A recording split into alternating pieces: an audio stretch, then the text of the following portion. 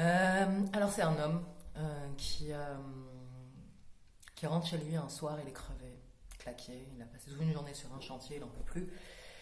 Et puis on vient d'apprendre qu'on lui baisse encore son salaire. Pour la troisième fois de l'année, on lui baisse encore son salaire, il rentre chez lui, il est dégoûté, il a une boule dans le ventre, poitrine, bah, il dit bon ben je vais pas pouvoir m'en sortir, il faut que je verre quelqu'un de la maison. Ça me fait trop. C'est vrai, il peut pas continuer à porter tout ça tout seul, c'est pas possible. Alors il rentre chez lui, puis il regarde. Il regarde sa femme, premier. Elle est devant lui, dans la cuisine, en train de préparer le repas. Il dit bah non, ma femme, c'est pas possible. La femme, bon, c'est vrai que je la nourris, tout ça, machin, mais bon, elle s'occupe de l'intérieur, elle retape la maison, elle fait à manger, elle nourrit les gosses, et puis hein, elle me fait l'amour, et puis quand même, franchement, ses rondeurs, son petit cul, tout ça, bon, c'est bon, pas ma femme. Et puis, il regarde ses gamins, hein, le fils, la fille, il dit ouais, non, non, les enfants, c'est quand même l'avenir, hein, puis plus tard, la maison, tout ça, qui va s'occuper des biens familiaux, c'est pas possible. Puis là, il s'arrête, et puis là, il regarde son père. Son vieux père, celui qui a travaillé toute sa vie pour le nourrir, pour le faire grandir, celui qui est là, assis dans le rocking chair, à se balancer devant la cheminée. Bah ouais. Bon, c'est vrai que lui, il s'est occupé de lui, c'est sûr, hein, toute sa vie, si son père est... Mais en même temps, lui aussi. Hein, ça fait un moment là que son père, il est chez lui devant la cheminée, il se dit bon... Puis maintenant, il est vieux, hein, quoi, il va tenir un jour, 2 jours dehors, et puis voilà, hein, s'en aller dans les étoiles.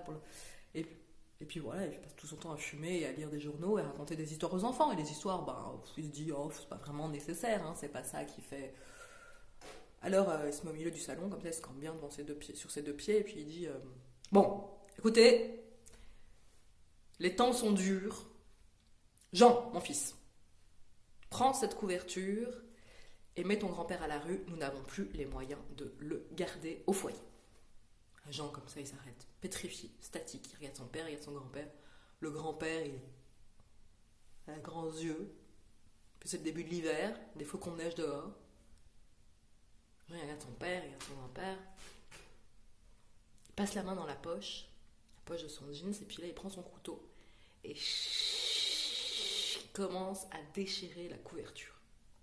Le père devient fou, il dit mais Jean, mais t'es cruel. C'est la seule couverture que ton grand-père il a eu pour dehors pour avoir chaud.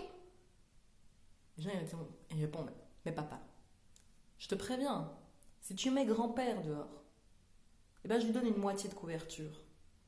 Mais quand tu auras fini de travailler toute ta vie, que tu te seras cassé le dos pour nous nourrir, je te donne l'autre moitié et moi aussi je te fous à la rue quand tu seras vieux et que tu ne sauras plus rien faire.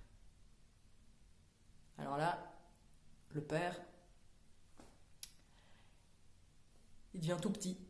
Il rétrécit comme ça à l'intérieur de lui-même, il regarde ses pieds, il rougit. Il prend son fils dans ses bras, il l'embrasse.